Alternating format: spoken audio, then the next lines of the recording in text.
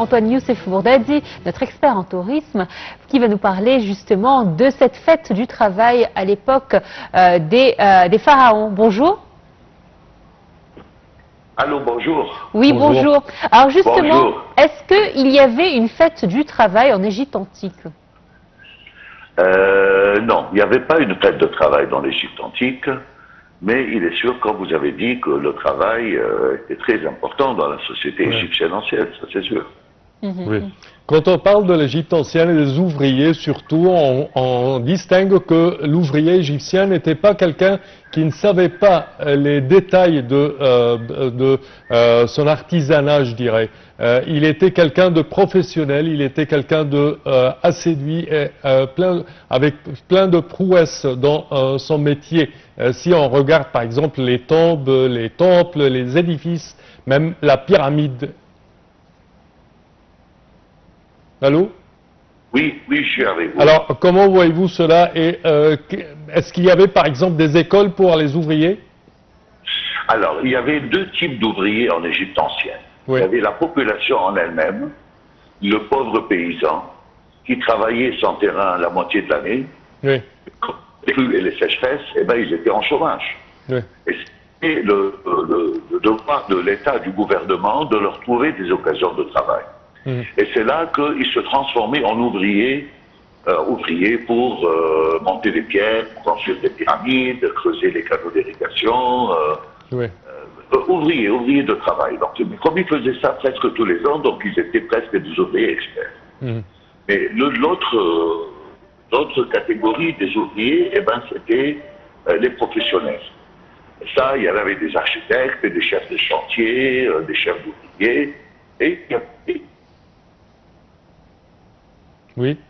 Eh bien, comme vous le savez, il y a un site très très célèbre sur la rive gauche de Luxor, ce site qui est connu par Der El Médine, ou la place de la Vérité.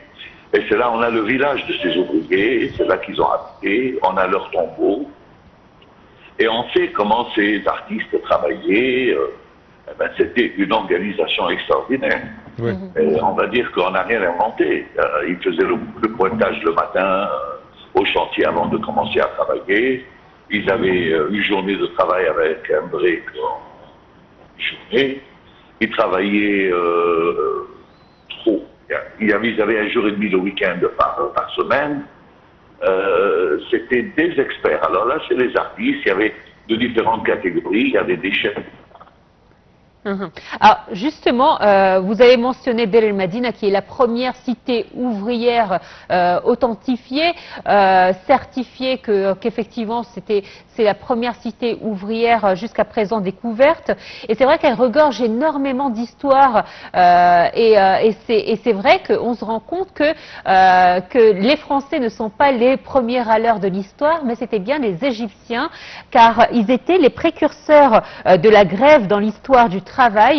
Je parle particulièrement d'un événement attesté dans un papyrus appelé papyrus de la grève, qui est aujourd'hui dans le musée de Turin.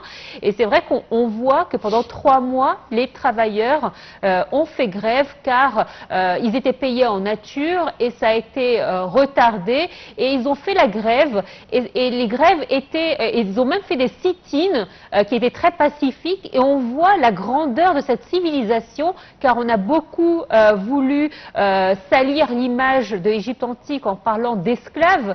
Aujourd'hui, on se rend compte, avec toutes les preuves qu'on a, que c'était des travailleurs qui avaient des droits, mais en plus, ils les revendiquaient aussi. Alors, exactement. Sur ce que vous venez de dire, eh bien, il y a 3 points très importants. Premièrement, oui, Der El Medina, c'est un village d'ouvriers, etc. Mais ce n'est pas le premier quand même. Il ne faut pas oublier qu'il n'y a pas très longtemps, avec Zahi Hawass, on a trouvé le village des ouvriers qui ont construit des pyramides. Donc c'est ça le plus ancien. Donc il est plus ancien, d'accord. Il n'est pas très loin des pyramides, de toute façon. Deuxièmement, oui, l'histoire de la grève. Eh ben, quand on pense que la première grève enregistrée dans l'histoire de l'humanité, c'était sur la rive gauche de Luxor, ces ouvriers, à l'époque des Ramessides, à la 20e dynastie, quand on leur a diminué un peu les biens, eh ben, ils ont organisé une grève et qui a duré quelques mois. Et il a fallu faire des négociations pour arriver à un compromis avec le gouvernement. Oui. Donc on peut vraiment dire sans aucune hésitation que les premières négociations gouvernementales, syndicales étaient en Égypte, sur la rive gauche, il y a 31 siècles, à peu près 30 siècles. Et si je ne me trompe pas, à l'époque, les autorités... Permettez-moi, sur l'histoire de l'esclavage seulement, ça c'est très important de dire parce que, bon, souvent on parle, on dit des esclaves qui ont encore fui, je ne sais pas quoi. Ben, c'est pas du tout vrai, l'Égypte n'a jamais connu l'esclavage dans toute son histoire ancienne. Ça c'est un mot qu'on ne connaissait pas du tout. Voilà, oui. Également, quand on parle des artisans, les ouvriers qualifiés ou les ouvriers avec de la prouesse, on parle de salaire, de congés, d'excuses, de droits et obligations, même une rémunération pour les artisans les plus doués. Exactement. Alors, il faut quand même... qu'on se rappelle qu'à cette époque, on ne connaissait pas la monnaie. La monnaie a été inventée par les Grecs beaucoup plus tard. On l'a reconnue seulement avec l'arrivée d'Alexandre le Grand. Mais tous les paiements étaient en troc, étaient en nature. Donc, il y avait une unité de monnaie quand même. C'était un petit anneau comme ça en cuivre, mais ce n'était pas très utilisé. Mais c'est surtout, ils étaient payés en nature. Hein. Donc il faut pas oublier qu'aussi l'Égyptien ancien, il devait cotiser une partie de ses revenus tous les ans comme impôt qui permet effectivement au moment de crise, quand les gens on leur crée des occasions de travail, c'est à travers ces impôts qu'on leur paye. Donc il y avait de la sécurité sociale, il y avait et puis des moments de longue sécheresse, des moments d'épidémie, bien sûr le gouvernement il avait donc le devoir de régler tout ça, de nourrir tout le monde, de s'occuper, d'essayer de dépasser la catastrophe. Ce qui est très important encore en Égypte ancienne, c'est que en Égypte ancienne, on parle souvent de la déesse Maët, la déesse de la justice. Oui.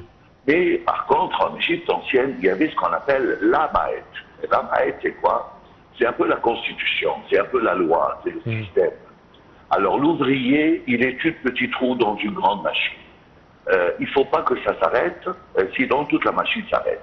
Donc le système qui gérait la société, que ce soit un chantier, que ce soit une entreprise, que ce soit un travail public, eh ben, c'est la Maët, c'est cette loi, ce système qui gérait. C'était très très organisé. Oui. Et ils avaient leurs vacances, ils avaient leur... quand il y avait, quand je viens de dire tout à l'heure, quand on fait le pointage le matin devant le chantier, eh ben, on voit qui est à l'heure, qui est en retard, qui est absent, qui est présent, et quelles sont les raisons de l'absence, s'il est malade ou autre. Il y avait pratiquement tout le système que l'humanité a adopté et que nous avons développé jusqu'aujourd'hui. Oui, il y avait une certaine régulation sociale, comme vous venez de très bien l'expliquer. Et étant donné que je suis la seule femme avec vous dans ce plateau, et c'est vrai que nous sommes dans une période de l'histoire où on parle beaucoup de parité homme-femme dans le domaine du travail.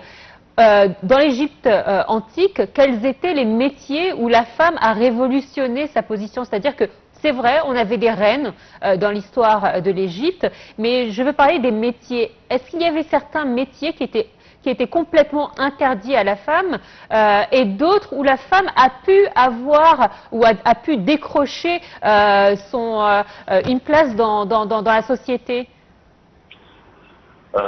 D'abord, que vous êtes la seule femme sur le plateau, je vais vous vous êtes deux, donc vous faites 50% de... vous faites 50% déjà. Et donc, en Égypte ancienne, oui, il n'y avait aucune discrimination entre l'homme et la femme. Peut-être les seuls métiers qu'on n'a pas vu vraiment qu'il y a des femmes qui pratiquent, c'est le militaire. C'est souvent, on voit des soldats hommes. Mais autrement, la femme, elle était dans tous les domaines. On sait qu'il y avait des prêtresses comme il y avait des prêtres. On avait bien sûr de femmes qui travaillent dans les champs comme les hommes. On a trouvé, bien sûr, des métiers plus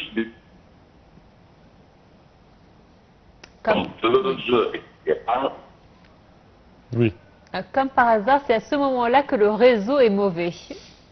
Alors, Monsieur Antoine Bourdadi, malheureusement, mais vraiment, je suis triste de ne pas pouvoir vous entendre et entendre votre réponse. En tout cas, j'ai bien compris qu'il n'y avait pas de discrimination entre hommes et femmes, ce qui est une bonne chose. Comme quoi, les sociétés évoluent, malheureusement pas toujours en bien, mais aujourd'hui, on a la chance d'avoir un gouvernement qui essaye de faire la parité entre les hommes et la femme. Merci à vous, Monsieur Antoine Youssef Bourdadi, d'avoir été des nôtres ce matin. Certainement, ce sujet n'est pas clos, on en parlera une autre fois en votre compagnie. Et donc voilà, très chers téléspectateurs, c'est ainsi que prend fin cette édition. Merci de nous avoir suivis, merci de votre fidélité, merci à toi Sam. Merci Noah, merci chers téléspectateurs et bon suite au programme. مصر جاية مصر جاية بالإيدين المصراوية شايلة كل الخير معاها املا كل الدنيا دي مصر جاية مصر جاية مصر جاية مصر جاية مش فقيرة لا غنية بالحبايب والقرايب والحكاوي والغناوي والمصانع والمدارس واللي زارع واللي حارس هي أحلى صورة